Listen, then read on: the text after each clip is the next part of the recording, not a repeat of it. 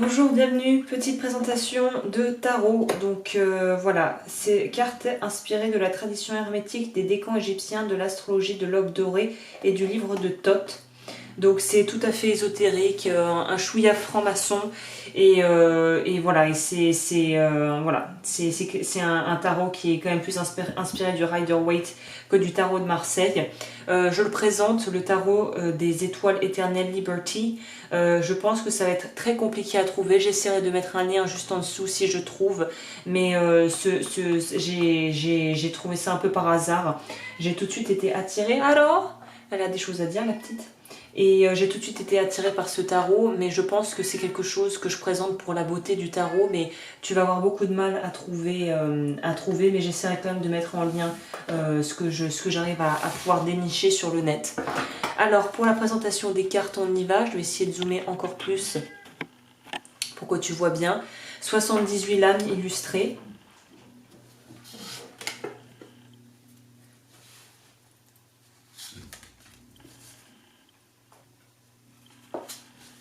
C'est pas encore très au point mon affaire. Hein.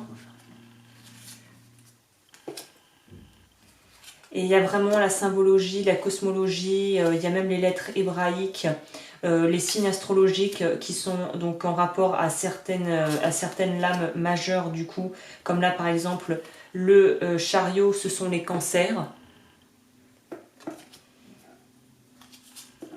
La qualité des cartes est correcte, mais j'aurais préféré quelque chose d'un tout petit peu plus épais, mais bon c'est l'eau scarabéo, donc ça reste quand même d'une qualité correcte. J'aime beaucoup le symbolisme qui est un peu un melting pot, un pot pourri de plusieurs choses, mais je dois avouer que j'aime ce côté, il est assez dark. Hein. Moi je trouve que ce tarot est quand même assez dark. C'est pas un tarot que j'utiliserai tous les jours ou pour les consultations, ça je pense que c'est vraiment un tarot très spécifique que j'utiliserai en certaines occasions. Parce que pour moi c'est pas un tarot qu'on utilise tous les jours. Hein. C'est quand on veut vraiment aller plus loin et j'aurais envie de dire travailler avec la partie plutôt ombre. Bon, la partie ombre et lumière vont ensemble, mais là c'est plutôt pour moi pour du travail introspectif assez dark. On voit l'univers, c'est le monde en fait. Hein. Certaines cartes ont des appellations différentes, mais ce que j'aime c'est les couleurs vibrantes et les illustrations qui sont pas forcément hyper... bon, on va pas dire jusqu'à dire que ça fait peur, mais qui sont un peu... qui peuvent être, certaines sont malaisantes. Et j'aime le fait justement que ça me mette en inconfort parce que ça veut dire qu'il y a des choses à travailler en fait. Que j'ai des choses à travailler.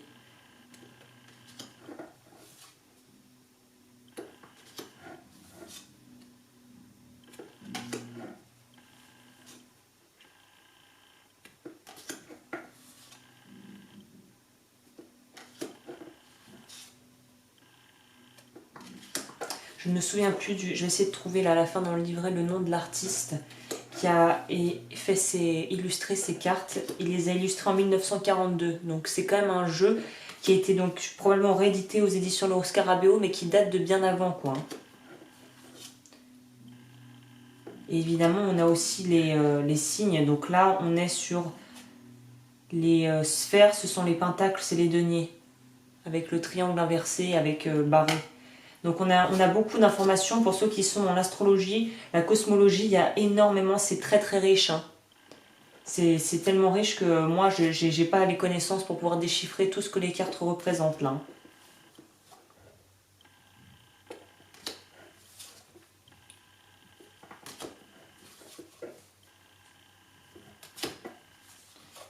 Alors c'est vrai que le livre de Thoth égyptien, Thoth je crois c'est la déité c'est pas la déité des enfers chez les Égyptiens. Enfin bon voilà, c'est plutôt le côté obscur de la force. Donc c'est pour ça que je dis que c'est un tarot vraiment spécifique que je pense que, enfin c'est pas je pense que je n'utiliserai jamais en consultation sauf si cas spécifique, mais c'est quand même quelque chose qui est pour moi c'est un tarot très personnel. Hein. C'est quelque chose que on peut pas utiliser pour n'importe quoi. Enfin que j'utiliserai pas moi pour n'importe quoi.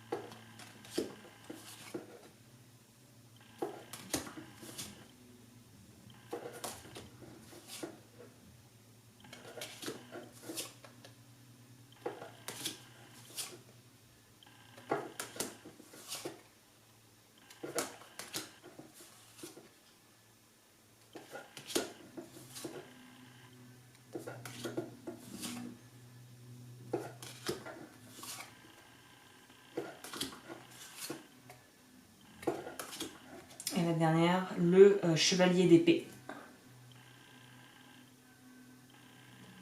Et la personne qui a illustré ce tarot,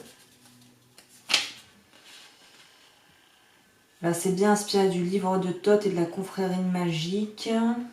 On sent le côté très magique, hein, ça c'est évident. Il y a plusieurs sources d'inspiration. Hein.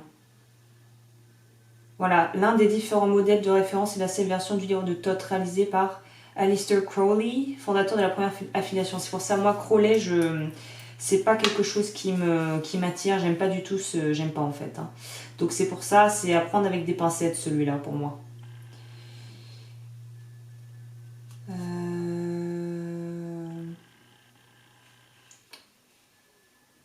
Voilà, illustré par le peintre Frieda Harris en 42. Donc ça remonte. Hein. Et là, on a les explications, comme toujours, avec des brefs descriptifs. Par exemple, là, le diable, de l'œil droit, créez chacune de vos réalités et du gauche, absorbez ce qui a été créé autrement. Donc on est vraiment dans du alchimique. Hein. Le soleil, émettez sans hésitation votre lumière sur toute chose, les nuages et les ombres n'ont pas d'importance pour vous. Éon, c'est le monde. Non, c'est le jugement. Que chacun de vos actes soit un acte d'amour et d'adoration, que chacune de vos actions soit le fiat d'un dieu ou d'une déesse.